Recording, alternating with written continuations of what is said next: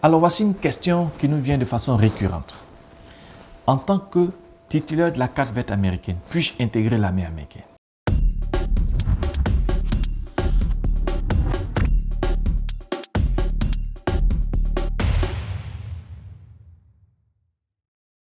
Salut, je suis le coach MJ. Sur cette chaîne, on partage les expériences et les connaissances dans le domaine de la carte verte américaine et de la vie aux États-Unis.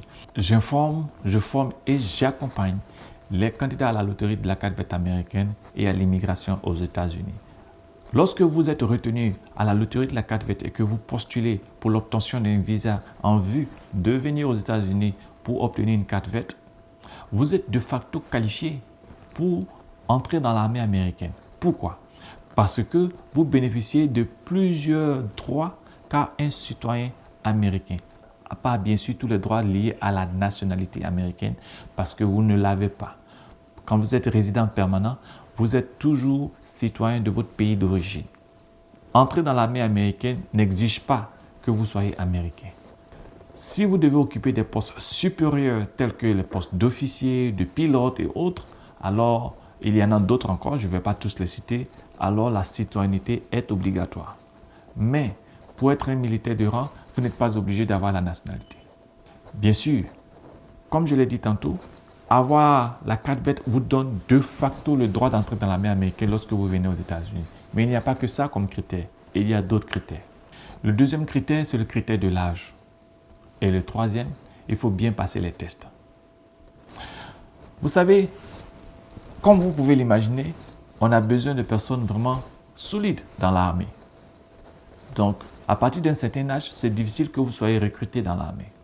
Les branches de l'armée américaine sont diverses et variées. Par exemple, nous avons la marine, l'armée de l'air, l'armée de terre, etc. Chaque branche a ses tranches d'âge limites. Il y en a qui sont beaucoup plus rigoureuses que d'autres. Il y en a dont la tranche d'âge limite est beaucoup plus petite. Et puis il y en a d'autres dont la tranche d'âge limite est beaucoup plus élevée. À partir de 18 ans, vous avez le droit d'entrer dans l'armée si vous le désirez. Mais au-delà d'un certain âge, il y a des branches qui ne vous accepteront plus. Je ne donnerai pas de tranche d'âge ici, mais je vous exhorte à vous approcher des sites internet de ces différentes armées afin de vous renseigner davantage parce que ces tranches d'âge peuvent varier. Le troisième critère, c'est celui du test. Il y a un test à passer. Le test se nomme ASVAB. A-S-V comme vélo, A-B. Vous pouvez aller sur les sites et essayer de vous renseigner. En fonction de vos résultats à ce test, l'armée détermine, enfin, la branche de l'armée qui vous intéresse détermine les métiers pour lesquels vous êtes qualifié. Alors, conclusion, retenons simplement qu'en tant que résident permanent, vous pouvez être qualifié pour entrer dans l'armée.